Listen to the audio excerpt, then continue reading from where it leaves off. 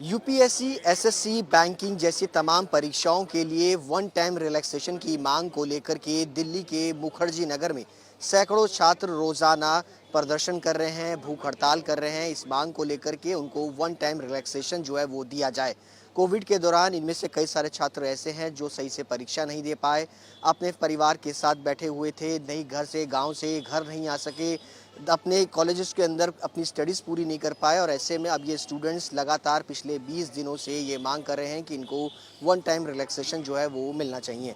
हमारे साथ तमाम स्टूडेंट्स हैं जो एसएससी या यूपीएससी की पढ़ाई कर रहे हैं। आप किसकी पढ़ाई कर रहे हैं, कहाँ से यहाँ पर? सर मेरा नाम सोहन है, मैं हरियाणा से हूँ। मैं यूपीएससी की तैयारी कर रहा था और मुझे याद है जब 2020 में 4 अक्टूबर को ये एग्ज़ाम हुआ था। एग्ज़ाम से 6 दिन पहले हमारी हियरिंग थी सुप्रीम कोर्ट में। गुहार ये लगाई जा रही थी कि एग्ज़ाम को पोस्टपोन किया जाए, मगर यूपीएससी के जो रिस्पोंडेंट है वो इस बात पर अड़िग हो गए कि यूपीएससी की सारी तैयारियां हो चुकी है, 50 करोड़ रुपया लागत आ चुकी है, एग्ज़ाम पोस्टपोन नहीं किया जा सकता। ठीक है, आप एग्ज़ाम को पोस्टपोन नहीं करना चाहते। हमारे पटिशनर के जो एडवोकेट थे अलख आलोक श्रीवास्तव जी, उन्होंने ये पॉइंट रखा कि जो एज और अटेम्प्ट को लेकर के बाढ़ हो रही है इस बार, क्या उनके साथ कैसे जस्टिस करेंगे। तो इस पर माननीय कोर्ट की तरफ से मिस्टर जो जस्टिस एम खानविलकर जी थे, उन्होंने कहा कि आप मिस्टर एसवी राजू एक बार देखिए कि एज और अटेम्प्ट वालों को कैसे कंसीडर करेंगे। तो उन्होंने कहा कि वन टाइम रिलैक्सेशन इनको दिया जा सकता है, एज और अटेम्प्ट वही जो बाढ़ हो रही हैं इस बार। तो कंसर्न जो अथॉरिटी है यूपीएससी की, डीओपीटी, तो उसमें डीओपीटी के जो चेयरमैन है डॉक्टर जितेंद्र सिंह जी, उन तक ये पहुंचाने की बात उन्होंने कही। और लगातार 4 महीने तक मिस्टर तुषार मेहता जी, मिस्टर अमन लेखी जी और साथ में एसवी राजू जी कोर्ट के अंदर, सुप्रीम कोर्ट जिसको हम सर्वोच्च न्यायालय कहते हैं, उसके अंदर लगातार आश्वासन देते रहे स्टूडेंट्स को कि we will be duly considering it as and when the CSE 2020 rules will be framed for the next year. तो ये एक पॉजिटिव स्टेटमेंट उन्होंने दिया। दे ऑल्सो सेड कि we won't be taking adversarial stand and considering global COVID as a global pandemic, we will definitely be providing you relaxation. तो 4 महीने तक लगातार स्टूडेंट ने प्रिपेयर किया। 5 फरवरी 2021 को जब ये कोर्ट के अंदर दोबारा से उसी हियरिंग में दर बदर जब स्टूडेंट्स वेट कर रहे थे, तो उसमें मिस्टर एसवी राजू दोबारा आकर के कहते हैं कि यूपीएससी ने डिसीजन लिया है कि सिर्फ जो एज जिनकी अभी रहती है उनको हम प्रोवाइड कर सकते हैं, बाकी और स्टूडेंट जो एज वाइज बाढ़ हो रही है, जिनकी एज निकल गई है, उनको नहीं प्रोवाइड करेंगे। तो कोर्ट ने फिर कहा कि one time relaxation, we are not asking you to increase the policy, we are not asking you to change the policy, we are just asking you one time relaxation.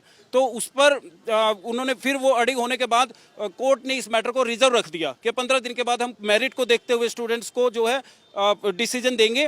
और 15 दिन के बाद ये डिसीजन जब आया तो फाइनल कोर्ट पता नहीं किस प्रेशर में थी कि उन्होंने स्टूडेंट्स के हित में ना लेकर के डिसीजन यूपीएससी के पक्ष में ले लिया।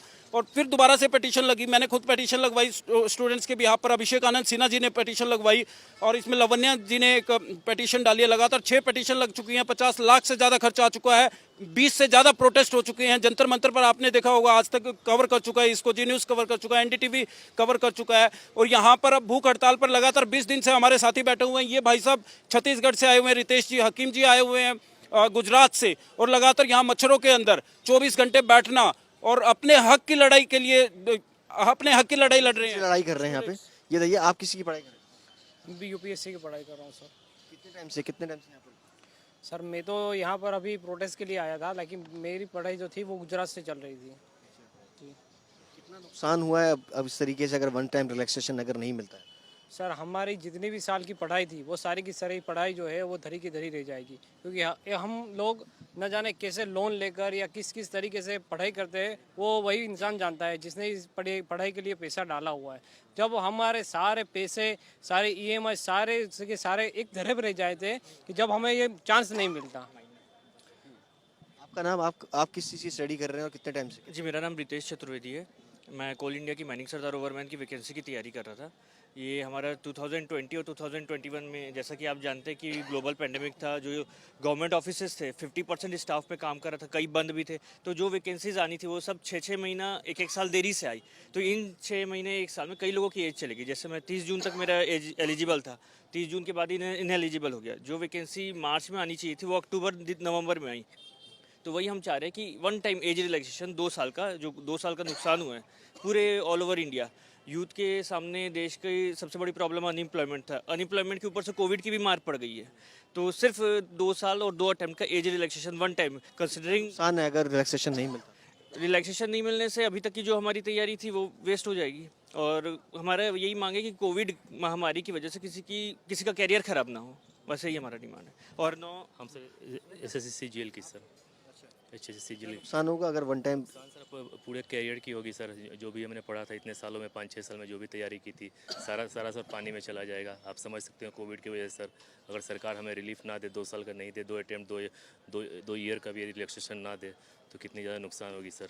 हमारा पूरा कैरियर ही ख़त्म हो जाएगा सर। फिर हम करेंगे क्या, जिसकी हमने तैयारी की, सरकारी नौकरी की।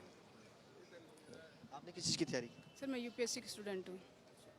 कब से तैयारी कर रही हैं? मैं पिछले 10 साल से इसकी तैयारी कर रही थी और अभी 2020 मेरा ये लास्ट अटेम्प्ट था।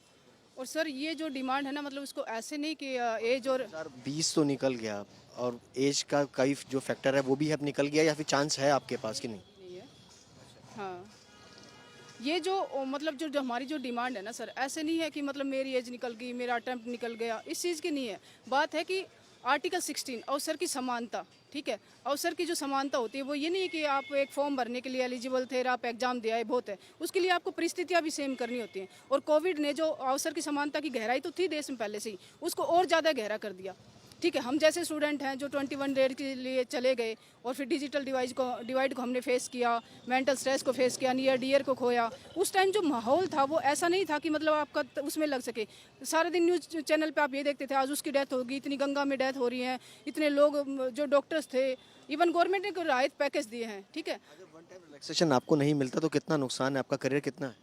सर 10 साल की तैयारी करने के बाद, और एक इन्वेस्टमेंट होता है हर स्टूडेंट के अंदर, माँ बाप का या स्टूडेंट का भी खुद की अपनी लाइफ के लिए। तो 10 साल की तैयारी और वो जो कोरोना ने मतलब सबको वो उसको ध्वस्त कर दिया एक तरह से, तो वो कितना मतलब नुकसान हो सकता है आप इमेजिन कर सकते हैं, उसको कैलकुलेट नहीं किया जा सकता है।